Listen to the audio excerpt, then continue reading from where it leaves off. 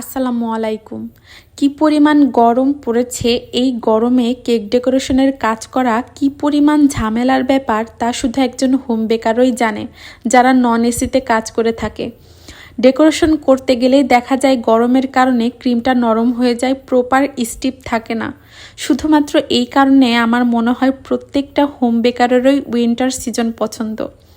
তো আজকে যে কেকটা আমি মেক করছি এটা একটা 2 পাউন্ড ওজনের চকলেট ফ্লেভারের কেক ছিল।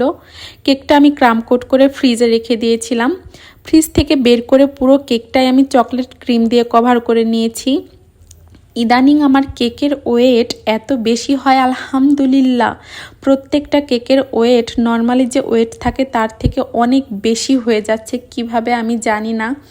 যাই হোক, এর জন্য কিন্তু কাস্টমারকে আমাকে এক্সট্রা চার্জ অ্যাড করতে হবে না। যাই হোক, এখানে আমি চকলেট গানাশ করে নিয়েছিলাম, সেটাই কেকের চারপাশে দিয়ে নিচ্ছি এবং ওপরে চকলেট, পুরো কেকটাই আমি চকলেট দিয়ে কভার করে নিচ্ছি। কি পরিমাণ চকলেট আমি কেকটাতে ইউজ করেছি সেটা দেখেই বোঝা যাচ্ছে যে কি পরিমাণ কেকটা টেস্টি হবে। তো এখানে আমি স্টার নজেল দিয়ে একটি ডিজাইন দিয়ে নিলাম এবং কিছু চকলেট টপার বানিয়ে রেখেছিলাম সেগুলোই দিয়ে নিলাম। এরপর কিছু গোল্ডেন সুগার বল দিয়ে নিচ্ছি।